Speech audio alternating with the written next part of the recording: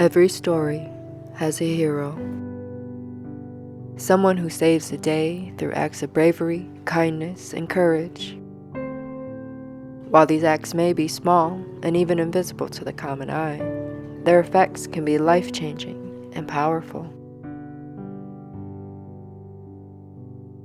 Heroes aren't always given recognition, like the humble worms beneath our feet aerating soil without tire, or the fungi who perform phoenix-like magic as they transform one life into nourishment for others.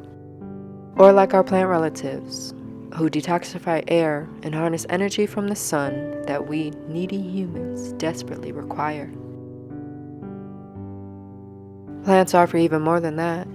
They were our first teachers from whom we've learned many secrets of the natural world. For millennia, they've taught us what to feed ourselves and how to heal or medicate as needed. They are forever heroes. Even to this day, we rely heavily on their phytochemicals for nutrition, medicine, recreation, beauty, and life unimpeded. Inevitably, every story will have villains as well.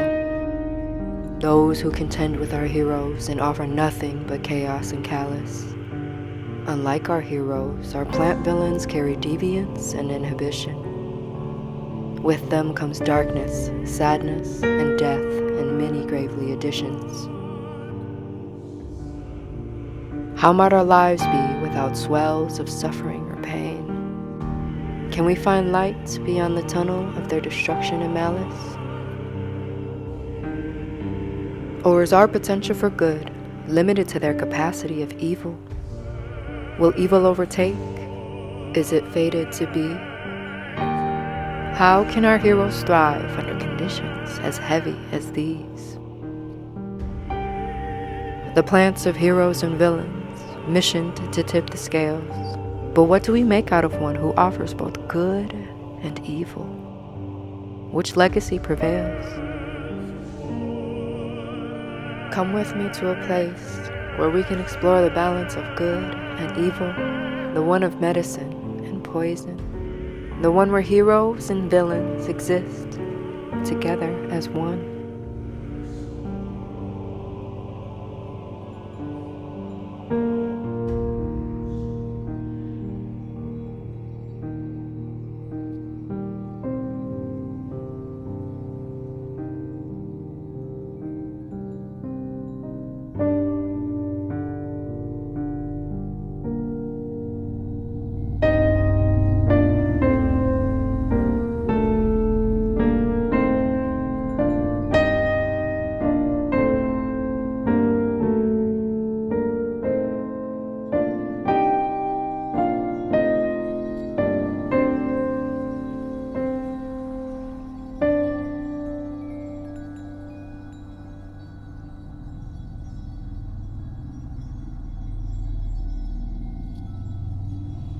Paracelsus offers insight, as he so famously stated, "All things are poison, and nothing is without poison.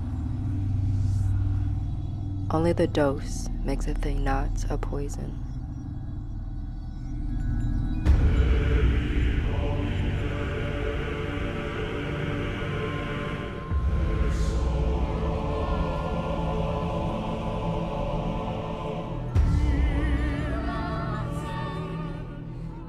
We are gathered here today to celebrate the lives and legacies of plants who have shaped human history.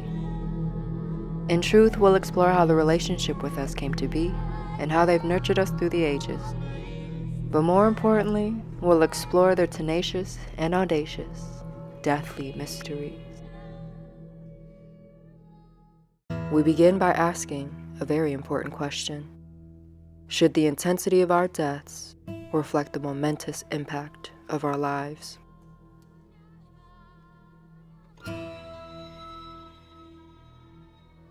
Ricin. Ricinus communis is the only species of the genus. You're probably more familiar with her common name, Atropine. A strikingly tall plant with huge, bold burgundy leaves, fairy tale-like flowers, and extravagant-looking seeds. Castor bean oil extract runs deep through the cosmetic, pharmaceutical, mechanical, and chemical industries. Her utility and therapeutic uses can be traced to ancient Egypt as far back as 4000 BCE, and includes properties such as anti-inflammatory, anthelmintic, antibacterial, laxative, abortifacient, and skin healing. We also see similar prescriptions in ancient Rome, Chinese traditional medicine, and Ayurvedic medicine. In the medical field, ricin is used to develop immunotoxins against unwanted and cancerous cells. The research shows promising results, but it's still a long way from achieving consistent and safe impact for clinical applications. In the last century, castor oil has been used by dictators and government militaries as a coercive technique and punishment against prisoners and opponents. Similarly, ricin has garnered interest in matters of bioterrorism and assassinations. One of the most captivating murders involved a chemical engineer turned dissident writer of the Bulgarian government. Georgy Markov is remembered as an acclaimed, fierce, and captivating writer. In his time, he was a well-known dissident of the communist Bulgarian government under Todor Zhivkov, as demonstrated through his publications and plays. In 1969, Markov relocated to London under political exile, where he continued his writings on Bulgaria's politics and culture. This earned him a file and the codename Wanderer from the Bulgarian State Security Service in 1971 onward. He embraced his life as an opposition activist and broadcaster for 3 Western radio stations, the BBC, an English network, Deutsche Welle, out of West Germany, and Radio Free Europe, a US-funded network that had grown to be a popular alternative source of uncensored news and commentary for millions across the Soviet bloc.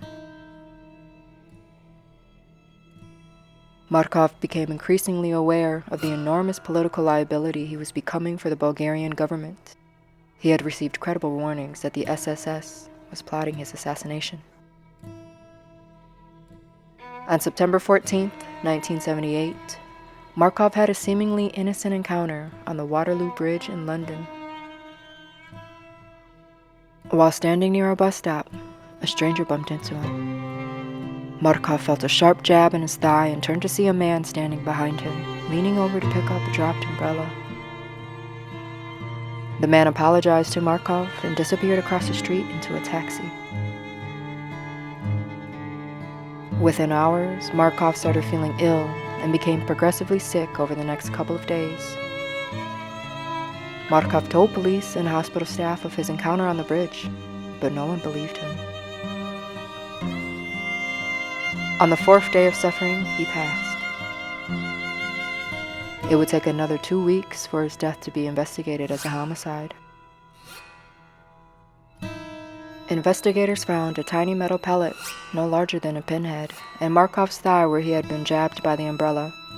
The pellet was hidden within a chamber at the tip of the umbrella, specially fashioned and discreet.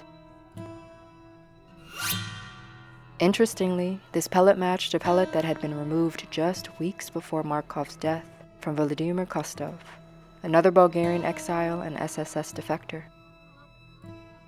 The pellet from Kostov still had traces of an unknown material in the holes, which was tested and later found to be ricin. Even with this evidence, the state refused to rule Markov's murder as a homicide, and even suggested that Markov himself was behind the attack. In the years that followed, Zhivkov's communist regime collapsed in 1989 and led to a series of curious events, including the recovery of many special umbrellas from the Interior Ministry.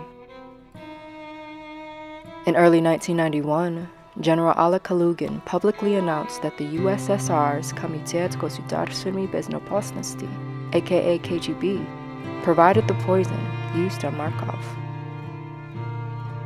Shortly after, in 1992, General Vladimir Todorov, a former Bulgarian intelligence chief, was convicted of destroying 10 volumes of material related to Markov's assassination, for which he was sentenced to 16 months in jail. And in 1993, there was an investigation into a renowned assassin, Francesco Guglino, codenamed Piccadilly, as the likely culprit for Markov's death, an accusation he denied that went unchallenged.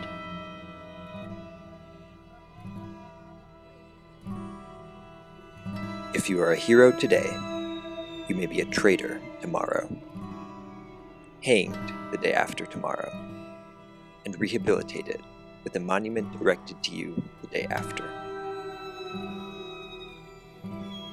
Markov died at the age of 49, survived by his wife and their daughter, along with countless friends, colleagues, and journalist Christov, seeking closure and justice for Markov's unlawful death.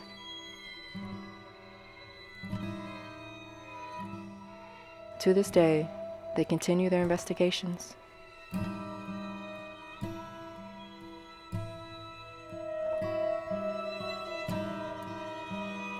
Ricin treats you as an enemy. What makes her so uncompromising?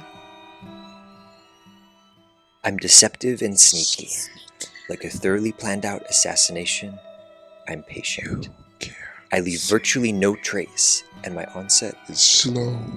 You will feel me for days, with no hope for relief. I am the master of poison. Your cells belong to me, surrendering to my power. Your body will heed to my commands until death, with great agony, and you will not escape. There are no antidotes to rival my wrath. Your only hope is to avoid exposure, because once I have you, you are mine. It's too late for you. Ricin, the clandestine infiltrator. We must proceed with great caution while admiring her bold colors and potential medical applications. Although she kills slowly, she does so surely. Agony in symptoms, but also in the knowledge that you are on borrowed time from the moment Ricin enters. I wonder, is that a better fate than one that happens immediately? Who among us would choose the suspense? Perhaps we might find more solace in living our final moments with pizzazz. The Jackson, bright and bouncy, naturally found in foxglove and commonly known as digitalis. The Jackson is a showstopper, or shall I say, heartstopper. Digitalis has historically been used to treat tuberculosis, edema, also known as dropsy, and irregular heartbeats. We find countless references in fiction literature through the works of Mary Webb, Dorothy Sayers, and Agatha Christie. Today, digoxin is a powerful cardiac medication, and there are even studies that show digoxin as a promising anti-cancer medicine. There have been about a dozen reports of deaths involving digitalis between the 1820s through 1970s, mostly in Europe. The accused perpetrators range from amateur herbalists, doctors, and even a fairy doctor, who in 1851 was convinced that a paralytic child was overtaken by fairies and needed to be summoned back with large doses of digitalis. A notable incident occurred in 1863. A Parisian physician by the name of Edmond Pommery gained notoriety after murdering 2 patients to whom he proclaimed his love. He became money-hungry and sought easier means of wealth. First, by courting an heiress and collecting money from her mother's untimely death soon after their marriage. And later, when he plotted life insurance fraud with a former lover, Séraphine Dupont, Pommery convinced Dupont to take out a life insurance policy and name him as the beneficiary. She did so reluctantly and told her sister and some friends of their plan. Not too long after, and despite her good health, she mysteriously died from a racing heart. Her sister was not convinced it was an accident and hired investigative specialists, which led to Pommery's trial. This novel trial attracted a lot of publicity due to its involvement of expert witnesses and biological tests used as evidence. Pommery was sentenced to death by guillotine. His execution was made into an interactive and ironically heart-throbbing spectacle.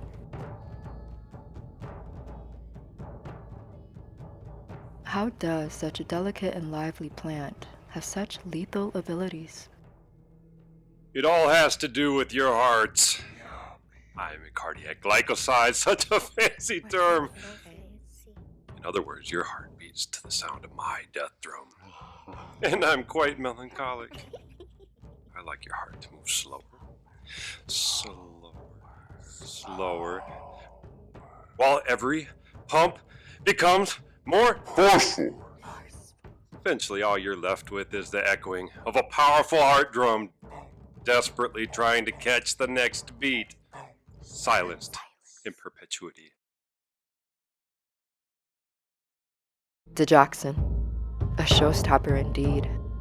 Though she has a rap sheet of deaths, we've chosen her potential for good. She has an intense power over cardiac tissues, one we've readily used for life-saving medications. But in the wrong hands, and for the wrong reasons, she can bring life to an end relatively quickly. And in those moments, while your heart struggles to catch its own beat, you're faced with wondering, would I choose a more exciting death?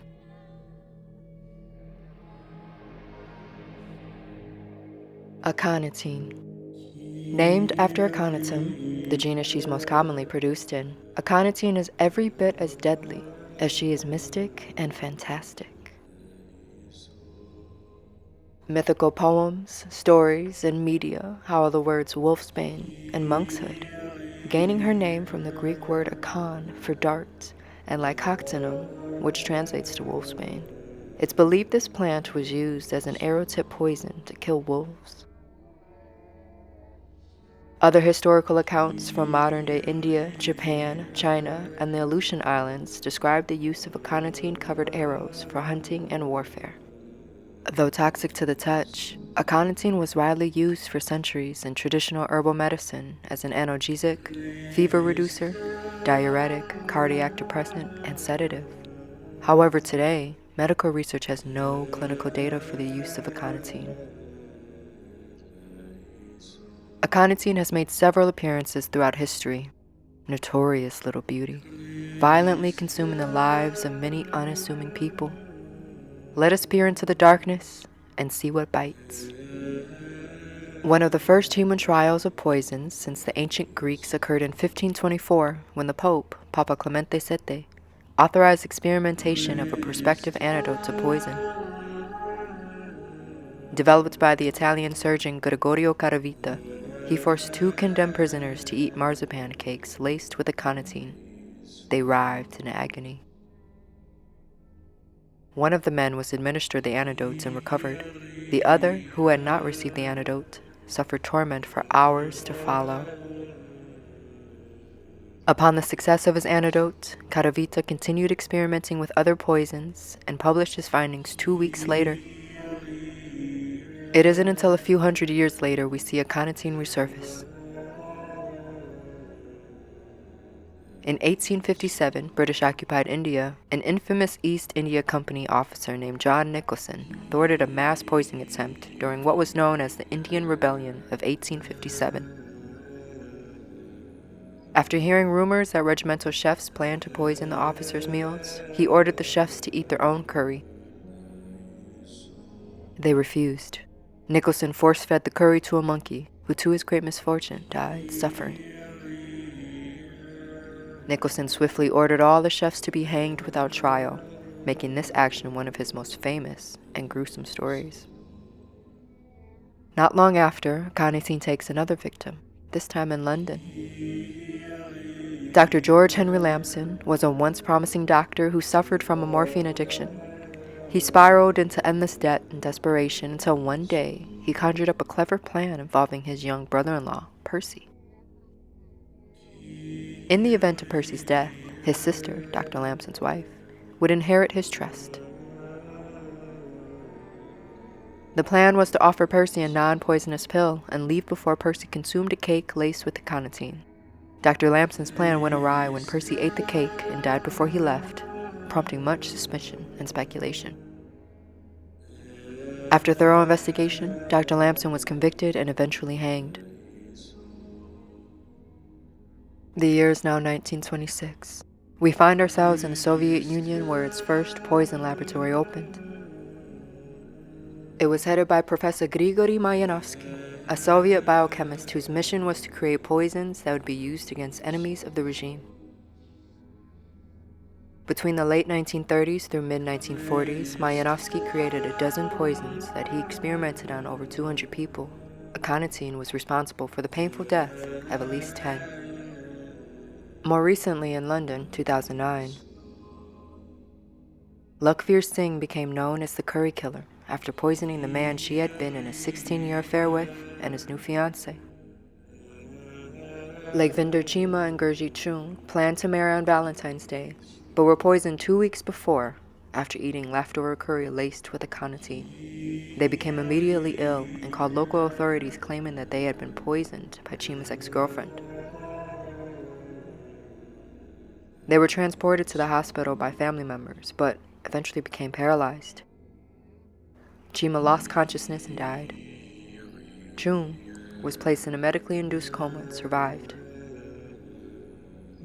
1 year later, Singh was sentenced to 23 years in prison, the first person to be convicted of murder using a Coniine since the aforementioned Dr. George Henry Lamson in 1882. Just how did a Coniine consume all these lives, you might ask? Tingle, tingle, tingle. Feel me in your blood. Like ravenous ants, I crawl to the mother heart, prickling with each step. Scratching won't help. Your body welcomed me with open arms. I passed through every single barrier, even the slightest touch of skin. Activate, I command. I'll awaken every organ and muscle within. Too much? Stop. I don't want those anymore. Maybe in a little bit we can circle again and explore. But for now, embrace the pain. I'll give you quite a lot, you know. More, if you wish. But it's you and me, my dear. Until death, hours locked in this dance. A Coniine, perhaps the most violent of deaths, for it lasts what seems like forever. Though you can't move, you remain conscious of all the pain until your body finally surrenders. With the incredible potential for tragic death and the absence of pharmaceutical applications, how have plants containing a Coniine prevailed without repercussion? There are a plethora of murders that trail behind a Coniine, yet you or I could easily acquire all we would need to deliver such a tragedy. But what if painful agony wasn't our priority, and we instead sought something blissful and above us?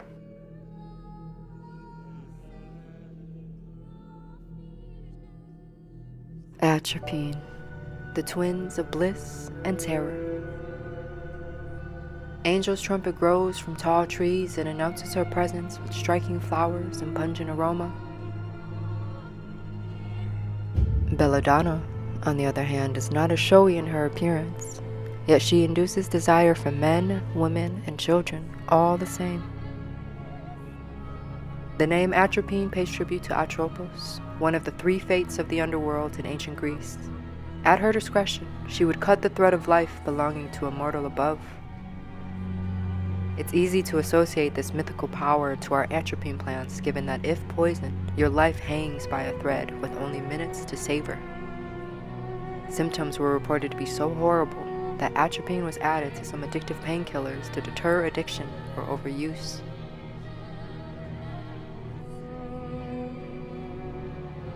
Today, you can find atropine in several medications, including pills for sleep and cold symptoms, pupillary dilation, antidiarrheals, anti-bradycardia medications, and muscle reactants for pre-surgery. Interestingly, atropine is sometimes used as an antidote for certain types of poisoning from chloroform and opium.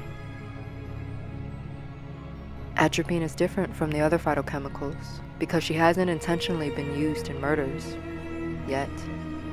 The flair of hallucinogens, spirituality, and beauty are common motivators for her use, and unfortunately many have paid for those luxuries with their lives.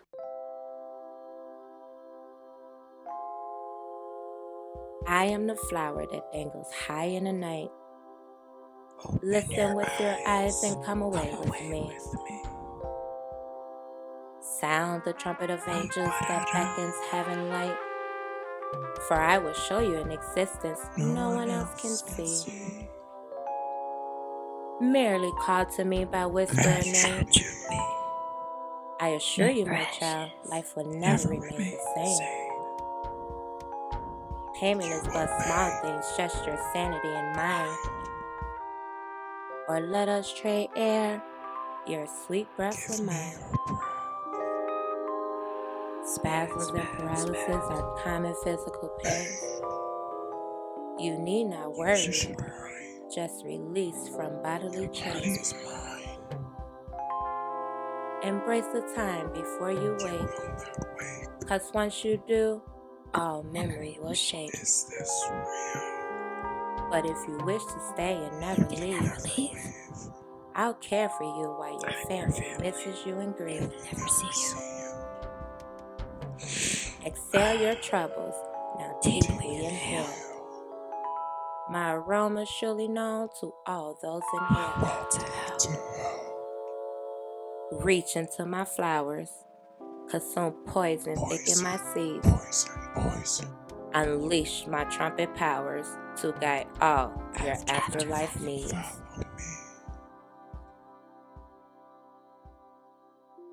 Atropine belladonna, the beautiful woman, ages over many decades. Though you call me by my name most feared, for I am indeed the deadly nightshade. My powers grant bliss, allure, seduction. Pity knows not my insatiable lust for destruction.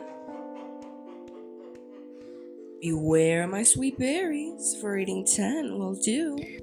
Never consume my roots or leaves, or that shall be the end of you. During the Middle Ages, women rubbed my berries to their cheeks, beaming colors of sages. They take my extracts diluted, a couple drops to hypnotize their lovers, now entranced by a pair of dilated eyes. Legend says I supplied witches illusions of flight. In covens they would gather, hidden under darkness of night. While their bodies in brews lathered, so would go their minds, until up, and away they went, leaving earthly confines behind. In warfare, I'm your secret weapon of death. Clever Romans dip their arrows, ensuring enemies' final breath.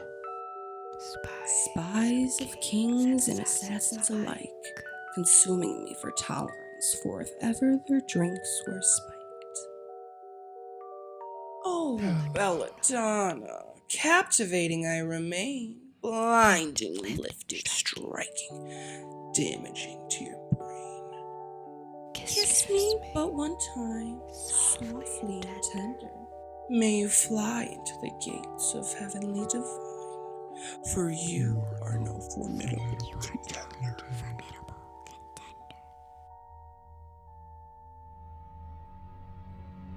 Atropine.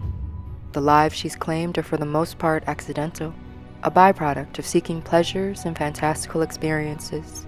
Nonetheless, her legacy lives through many of our commonly used medications. It seems she's maintained a delicate balance between medicine and poison throughout human history. For those who have met their unfortunate fate, I'm curious, does the choice warrant grace? In welcoming death, what remains in memory of our lives?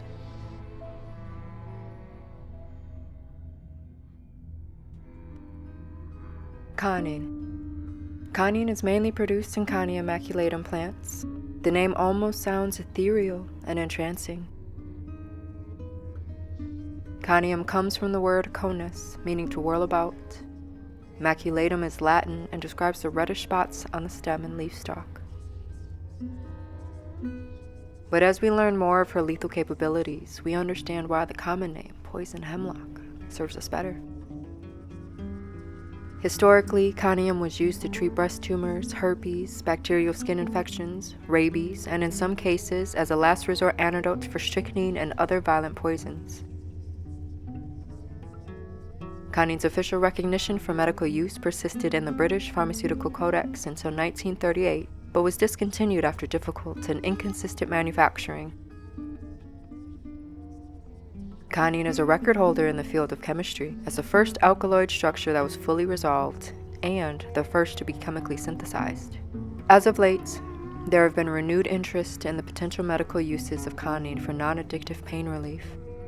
Paying homage to traditional uses, Coniine shows promising results for treating tumors and cysts, particularly for cancers of the reproductive organs. Other medical treatments for muscle spasms and nervous disorders take advantage of her sedative, analgesic, and paralytic properties. Not only is Conine's name of Greek origin, her legacy lives in infamy as a Greek tragedy. Coniine has been used in antiquity as a form of execution, the most famous of them being the great philosopher Socrates. I know you won't believe me, but the highest form of human excellence is to question oneself and others. The year was 399 BCE, in the heart of Athens. Socrates spent decades paving a revolutionary approach in matters of philosophy and the meaning of life.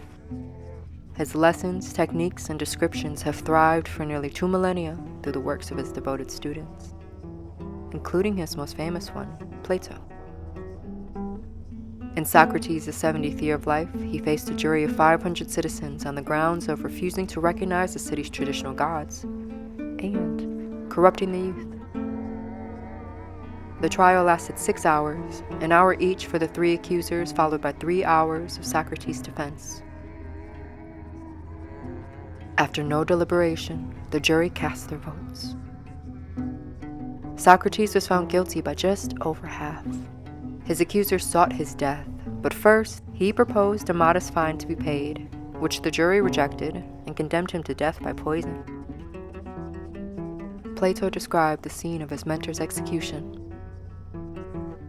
Is it permissible to pledge this drink to anyone? May I? We allow a reasonable time in which to drink it. I understand. We can and must pray to the gods that our sojourn on earth will continue happy beyond the grave. This is my prayer, and may it come to pass. Paralysis first set in his feet as his body became colder and stiffer. Crito! We owe a cock to Asclepius.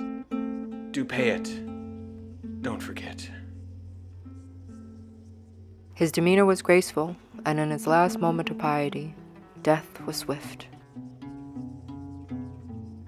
Although Socrates welcomed death without stirring a scene, the effects of Coniine are not light. So how did this ancient plant take his final words? Arrest the man who offered wonder in life. What is life?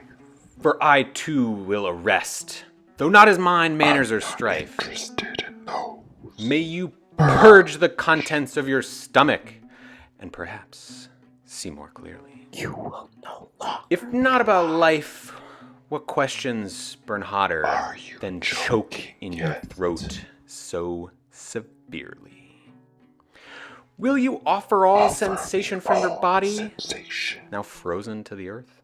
Or shall I blanket you in chills, lest hell beckon your awareness, burying your worth? You are not worthy. Must your suffocation be my final gift to you? For what importance is death, if not in our final moments we sacrifice breath for life anew?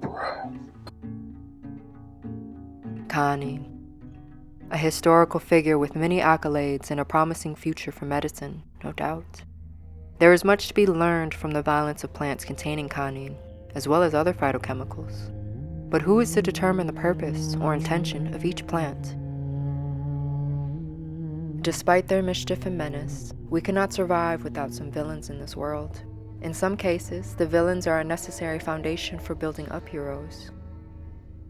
If plants need not defend themselves from predators or environmental conditions, where would we obtain their precious phytochemicals that enrich our lives? Of course, we must remain vigilant in our uses and abuses. Most importantly, it's imperative we only move forward after knowing what's been archived. Can we condemn the heroes for their villainous potential? Or do they simply exist in balance and strength that we humans must respect? For perhaps they are not the villain, instead the culprit be us. Driven by fear, greed, malice, pleasure, and judgment, poisons in themselves if left unchecked. We see it's not the plant that is either good or evil, nor is medicine determined inherently. We must first honor the evil, and through this humble act, acquire knowledge and practice in accessing the good. Only then can plants and humans live in symbiosis, for pleasure, beauty, or prolonged diagnosis. 'Tis balance and harmony and power we seek, both heroes and villains, a miraculous feat.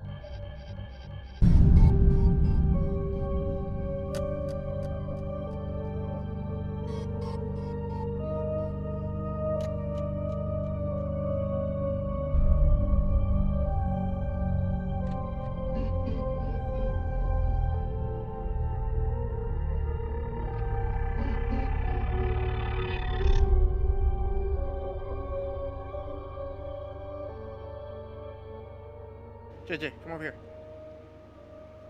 No, JJ. JJ, come here. JJ, go over there. Come here. Right here, girl. Come lay down.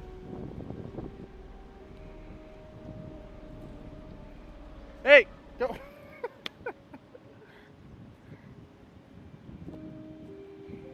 You're in the shot. JJ. Go sit down. Go a little bit more this way. Yeah. Yeah, we're just...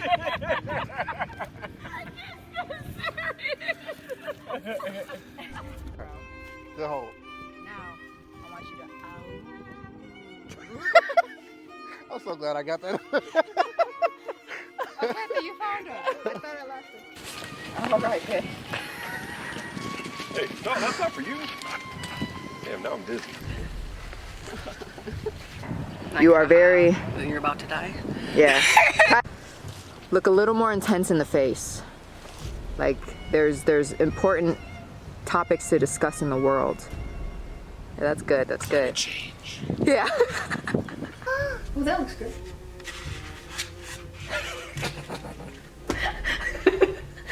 Okay, and Bella's in the scene. Okay, now Bella, step out the scene, please, babe.